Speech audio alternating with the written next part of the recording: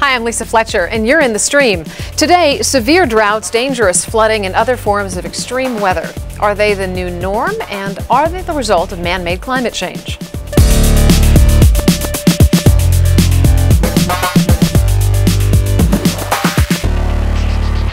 Our digital producer, Malika Bilal, is here looking out for your live feedback, so tweet her using the hashtag AJStream. Malika, I see a lot of our community members on Twitter aren't necessarily using words like climate change and greenhouse gases, but most of them suspect something is really up globally with the weather. You're right, Lisa. This is something that most of our community members can agree on, and they're pointing to things like hotter summers and extreme flooding. So of course, for those of you at home, join the conversation. Let us know if people in your community accept that climate change is happening. Tweet us your answers at hashtag AJStream.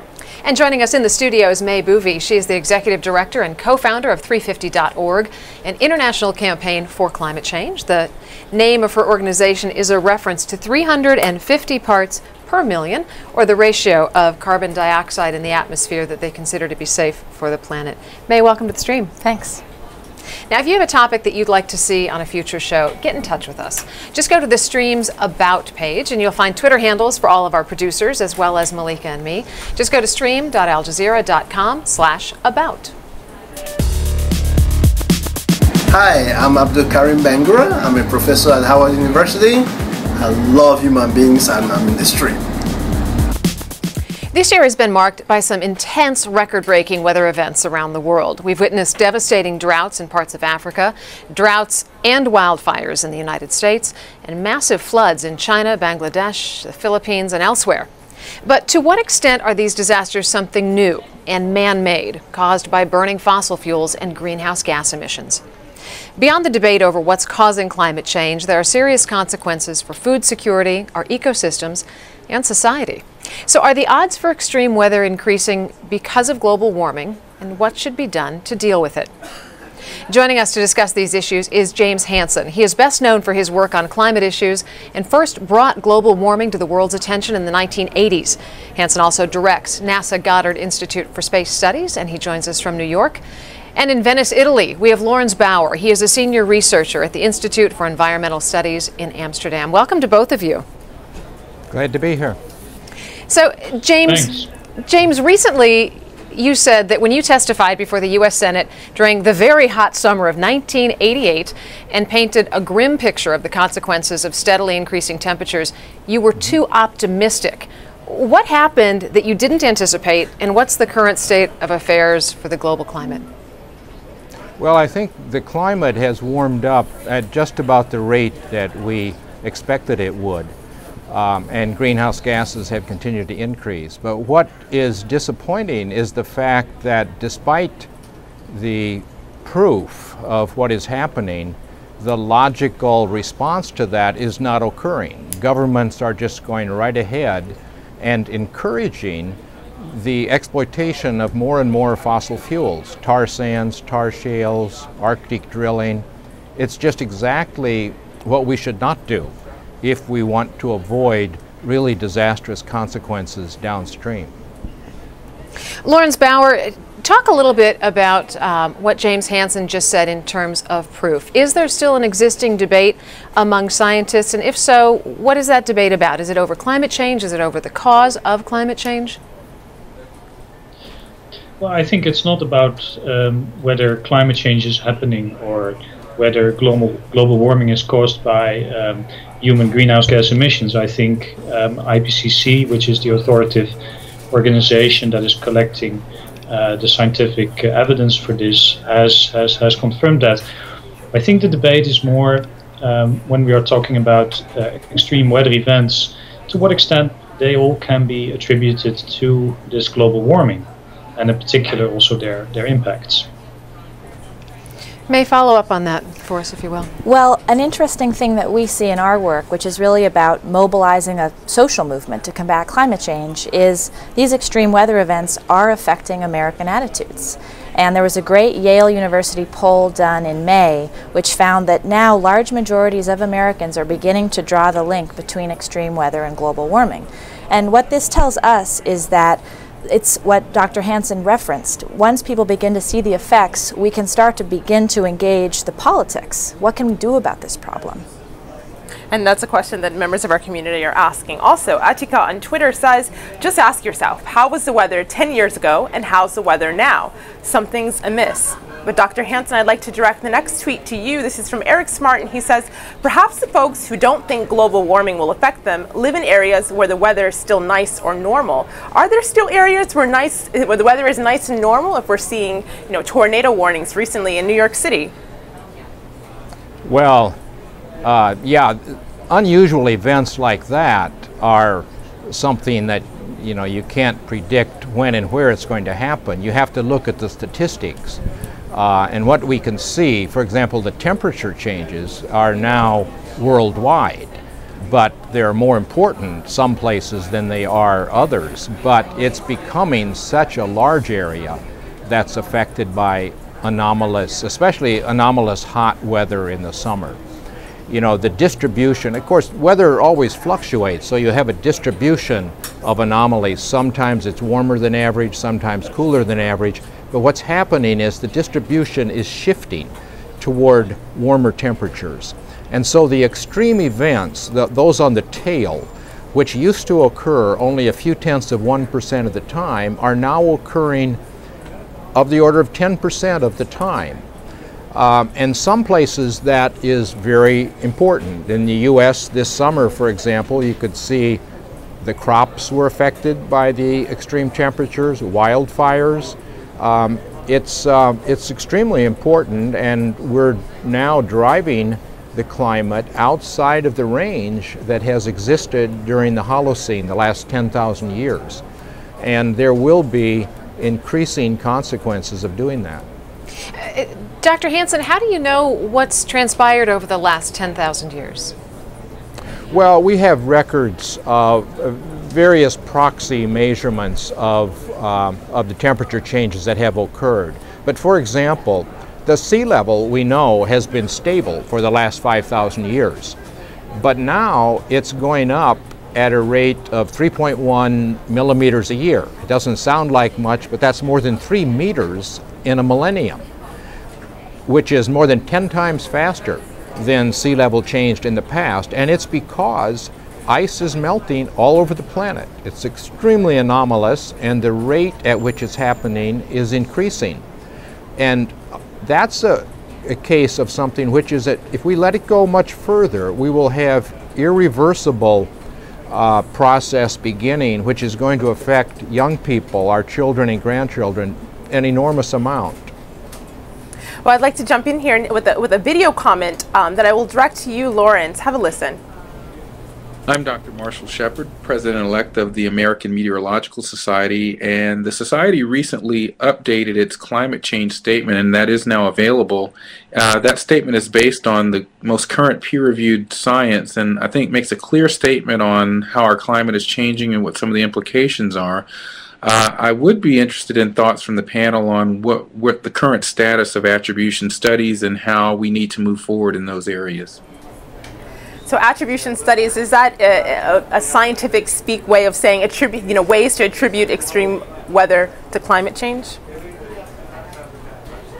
Yes, no, it is. It's a common language now established in the scientific community for trying to tease out the causes of changes in the weather and to see to what extent they are linked to the natural variability that Dr. Hansen also mentioned, the variations from year to year when it's a little bit warmer or a little bit colder than average, and to what extent there are longer-term changes over time that can be attributed to systematic changes in the climate caused, for instance, by greenhouse gases. But attribution also has a different meaning.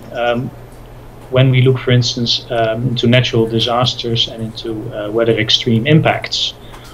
For instance, there has been quite a bit of research recently on the losses from, for instance, flooding, the losses from big storms like hurricanes in the US. And what those studies are showing is that despite the fact that the globe is warming, we don't see so much changes in some of those extremes. We don't see much more river flooding. We also don't see more intense hurricanes. The reason that we are seeing more impacts, though, is because we are driving the risks. We are moving into vulnerable areas on the coast, close to rivers that frequently flood, and we are exposing ourselves to some of the natural phenomena that have always been around. These storms have always been there, and the floods as well. So we are seeing from such attribution studies that for some extremes, yes, global warming has a clear impact, but for other extremes, other mechanisms are responsible, and that is that we are not planning wisely when we are developing new urban areas, for instance. May, I want to get back to something that you were talking about earlier, and that is this idea that your sense is that more people are making this connection and getting on board with the idea that there is a link between extreme weather events and things that are happening globally and with global warming and climate change. But then Pew did a study just a couple of years ago and found that the top 3 polluting nations, Russia, the US, and China, had the smallest number of people that thought that climate change and global warming were something to be worried about. How do you pierce through that? Well, I'll start with the United States, where we are today. And there's no question we have a long way to go in doing what we need to do to address this problem. Let's think about, for example, what causes the problem in the first place, burning fossil fuels. Currently, we have 5 times as much oil, coal, and gas on the books as scientists say is safe to burn. In order to avert that, we would need to keep 80% of all those fossil fuels under the ground. That's not the business as usual pathway right now for the fossil fuel industry. Many of those industries are headquartered here in the United States. So we think it's vital not just to talk about the impacts, but also the causes, because ultimately it can be overwhelming just to focus on the droughts, the floods, all that is changing about the world. We're here to say, look, we know what the problem is. We know we can solve it, but we've got to focus on this industry. So that's where we're focused. Dr. Hansen, this type of language, this very certain language that is used in quite a mainstream way in the U.S., also is used by the Goddard Institute for Space Studies. It's used at NASA. And recently, 49 former NASA scientists wrote a letter requesting that this type of activist language and strong language no longer come out of Goddard or NASA, this absolute certainty of how this is caused. How did you respond to that? Basically by ignoring it. These are people who, they have no credibility at all in this field, and to give them any additional attention is just not a good idea. You know, what we have to do instead is make the public understand that the things we need to do to deal with climate change and to minimize climate change and preserve a good future for our children and grandchildren actually makes sense for a number of reasons. As May said, we cannot burn all the fossil fuels, and yet the governments are just going right ahead and allowing that to happen. And in fact, what we're doing is subsidizing the fossil fuels, and that doesn't mean the governments are giving money. It's we the people. It's our taxes that are being used to subsidize fossil fuels. And as long as that's the case, we will continue to burn the fossil fuels. So what we need to do is begin to collect a fee from fossil fuel companies at the source and have this fee gradually rise over time. In that way, we would stimulate the development of alternatives, clean energies and energy efficiency, and that would be very beneficial to the public and the economy. But given the amount of money that the fossil fuel industry makes, what kind of deterrent would that fee really be in the grand scheme of things?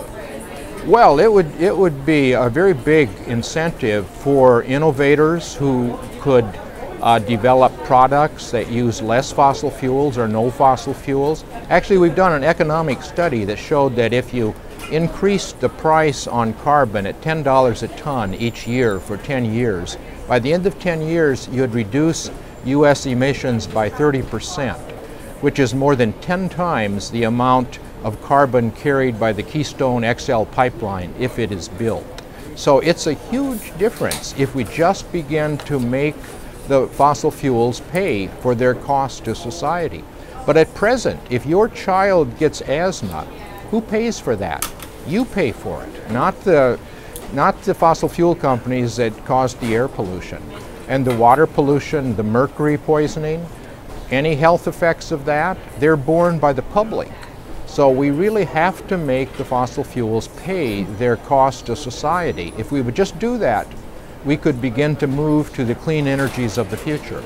Well, we're talking about who will pay for it. Paul Hill on Twitter says, being green isn't profitable. Therefore, we need a resource-based economy to fix global warming. But May, I'd like to point this next one at you. This is from Marky Dub, and he says, I don't believe extreme weather is the new norm. It's the normal world cycle. What do you say to skeptics that say this is just the cyclical nature of how the world works? Well, fortunately, Dr. Hansen wrote a great paper on this very topic recently about just how much this new weather is what we're going to start seeing, these outlier events.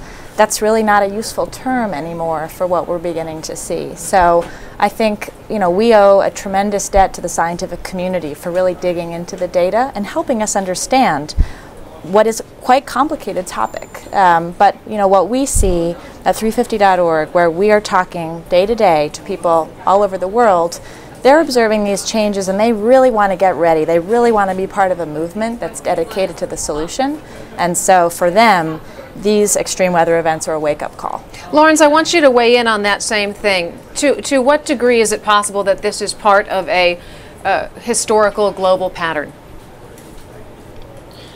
A historical pattern in the sense that it's natural. Yes. Well, I do want to nuance the story from Dr. Hansen and from May slightly, because they are right that temperature change is definitely driven by greenhouse gas emissions, but some other weather hazards that we are seeing that are causing major impacts now around the globe, such as droughts and such as river flooding and storms, we cannot fully attribute those yet to global warming. So I think also when we are talking about measures to mitigate such impacts, we need to be very clear that yes, by reducing greenhouse gas emissions, we can probably curb the warming of the planet. But we will not mitigate the impacts that we are currently seeing from flooding and from droughts or from storms. Those impacts that we are seeing increasingly is caused by different for very different reasons. And I think it's very important to bring that message out, because we must not be mistaken policies that try to reduce greenhouse gas emissions and then think suddenly the drought problem or the flooding problem is solved. It's not. It's going to stay with us as long as we do bad planning, do bad river management, if we don't do proper planning in the coastal zone, and also if we don't do proper planning for droughts. So it's a differentiated picture, and I as a scientist feel very responsible to bring that rather complex picture to the front. Well, it's that planning, but it's also the awareness that our community members are asking about. Neslihan on Twitter says, is it possible to instill awareness about climate change so that everyone makes a conscious effort instead of turning a blind eye? And there's a video commenter who has an idea of how to do that. And I live in the UAE. And I think that the media should focus a lot more on creating that direct link between extreme weather and climate change. Otherwise, people tend to disregard how great the impact is of global warming. May I see you shaking your head? Is that the role of the media? I think she brings up a very good point, and one we've discussed a lot, that just as Lawrence was saying, it is complicated. No question. It is hard to understand. And so those members of our society who help explain complicated topics, the news media, can do more on this topic. And I think the scientific community is an ally in that effort.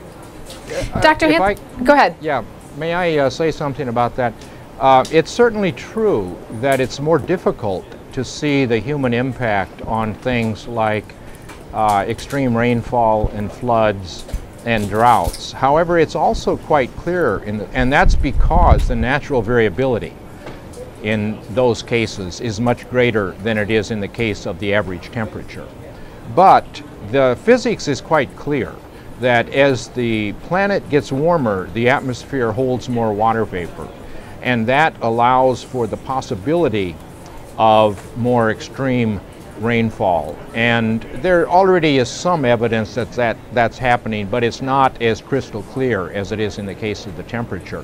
But we certainly do expect even storms that are driven by latent heat to have the potential to be stronger as the planet gets warmer.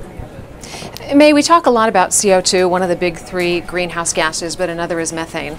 And according to the UN's Food and Agriculture Organization, animal agriculture is responsible for about a fifth of human-induced greenhouse gases. We're talking about 70 billion animals raised globally. Is this something that is sustainable if we're serious about climate change and greenhouse gases? Agriculture is a big piece of the puzzle, and fortunately there's a lot of good work that's being done to expose how we could change the way our food system works so that it is not also a cause of the problem.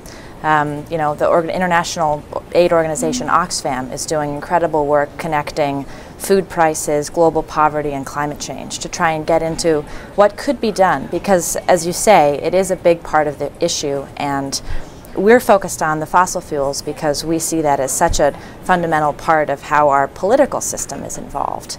But agriculture needs to be considered here, as does deforestation. Dr. Hansen, we've got about 45 seconds until the end of our TV show. I would love you to wrap this up for us with what you want to remain top of mind for our viewers. Well, I think that we need to make clear to the politicians that we want to deal with this. And we need to look through the advertisements of the fossil fuel industry and see that, in fact, we could solve it, but we've got to put a price, a rising price on carbon emissions and move to a clean energy future. Okay. Our thanks to May and Dr. Hansen and Lawrence. We are going to continue this conversation in our online post show, so don't anybody go anywhere. But before we go, we do want to get to Malika, who's got a couple other stories that we're following.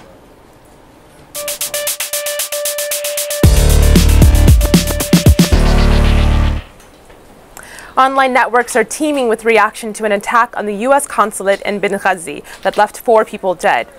Among the hashtags trending around the attack is the name of one of those killed, U.S. Ambassador to Libya, Christopher Stevens. Asma tweets, "R.I.P. Chris Stevens, a friend of Libya who loved this free land more than many I know. We let you down." U.S. Foreign Service Officer Sean Smith was also killed in the attack, and news of his death first broke in an online gaming network. A fellow gamer posted this obituary, noting how Smith, who went by the handle Vile Rat, had commented on the violence at the consulate shortly before his death. "Assuming we don't die tonight," Smith had written, "we saw one of our police that guard the compound taking pictures." Well, that attack and similar violence in Egypt are believed to be linked to an amateur film deemed insulting to the Prophet Muhammad, a movie that was originally attributed to an Israeli filmmaker based in California. Some have cast doubt on the link between the two. "I hereby question the claim that the attack in Benghazi had anything to do with the film. I've seen no clear evidence," Ali Abu Nima tweets. Regardless, Afghanistan has banned YouTube to prevent Afghans from watching the film, as this image from Ali Latifi on Twitter shows. But that sparks cynicism online. People talking about YouTube being banned in Afghanistan as if anybody in Egypt or Libya actually saw the film before getting angry, Muhammad tweets. But Wafa captured the sentiment of many online. "Thank you for feeding into the stereotypes and giving excuses to all of those Islamophobes." We'll continue to track this story, so tweet your thoughts at hashtag AJStream. Lisa? All right, stay with us because the post show is next. It's streamed on aljazeera.com. Now on Thursday's show, does a woman have a right to end a pregnancy caused by rape? We look at renewed debate over abortion and women's rights in Turkey as the country's culture war heats up again. Until then, we'll see you online.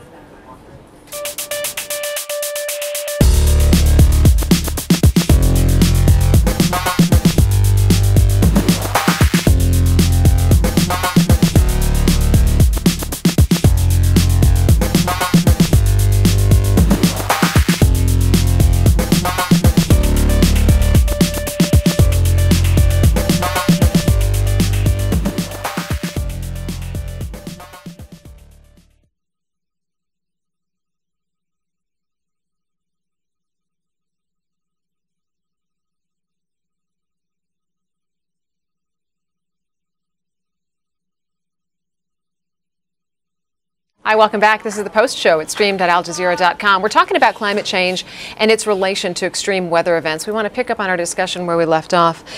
May Bouvi, you were talking about the progress that some developed countries have made, but I'm curious, is the progress swallowed up by less developed nations who don't have very strict controls over emission, who have an increased appetite for products that contribute to global warming?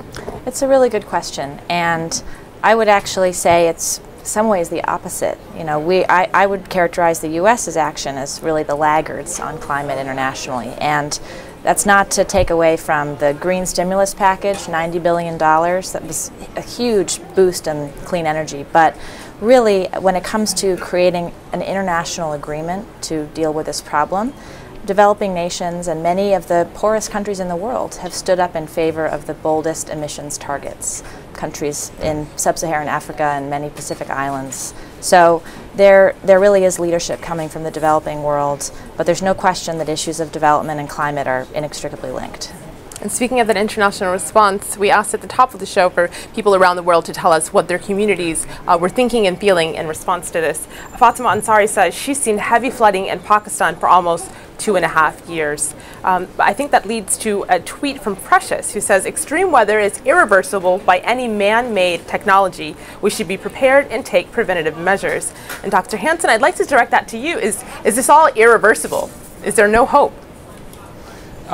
No, we have not passed the tipping point on the most dangerous irreversible effects. That would be disintegration of the ice sheets with sea level rise of many meters, or extermination of a large fraction of the species on the planet. We can still avoid those irreversible.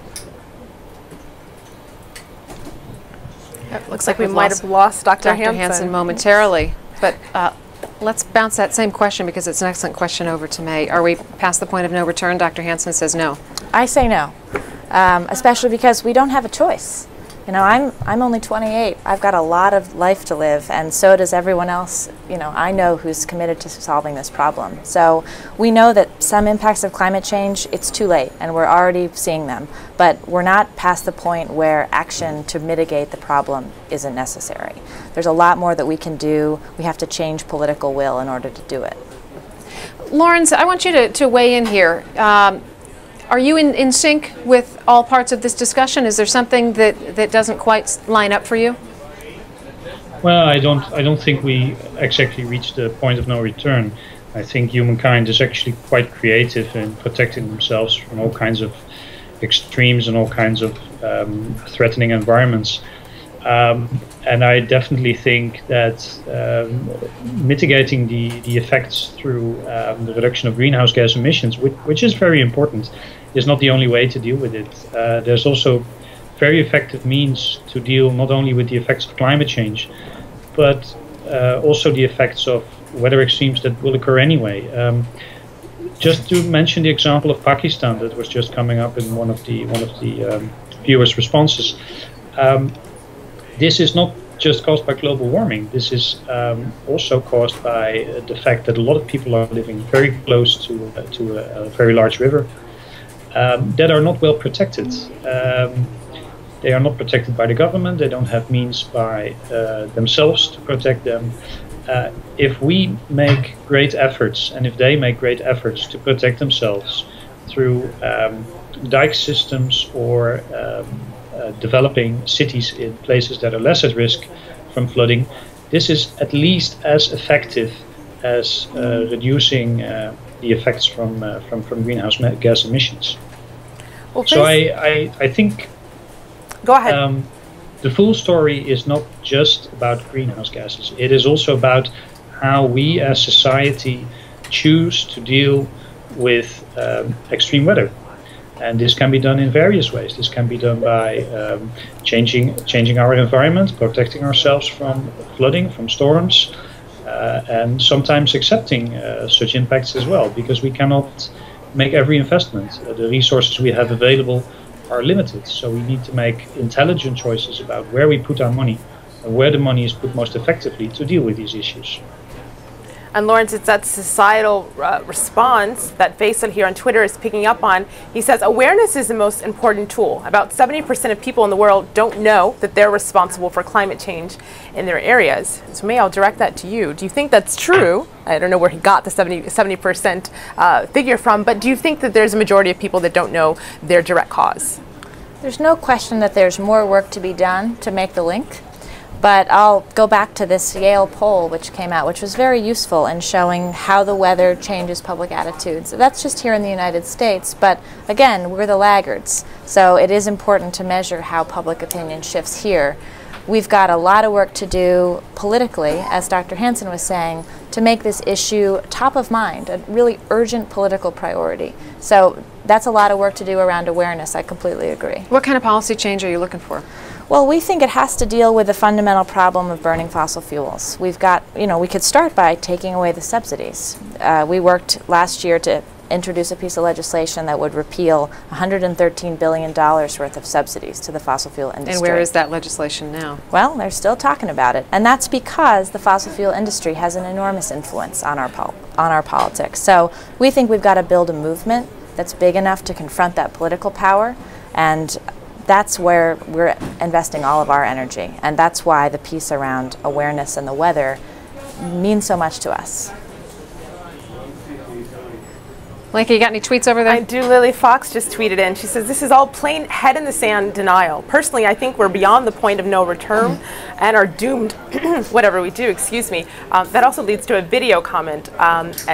Lawrence, have a listen to this. Hi, I'm Scott Parkin with Rising Tide North America in San Francisco. The one thing I'd like to mention are the grassroots environmental uprisings that are happening around the United States around coal, tar sands, and fracking. I think these are pretty important things to mention as the United States begins to grapple with the effects of climate change and extreme weather. Well, Scott says begins to grapple. Would you dispute that? And what are your thoughts on all of the other issues that people are fighting for? Sorry, this was a question directed to me? Yes. It was a video commenter. I think grassroots activities are laudable. I think it's essential that individual people in civil society are aware of these issues and are starting to move and to make things happen also on the ground. So I think that's all good things that can be mentioned.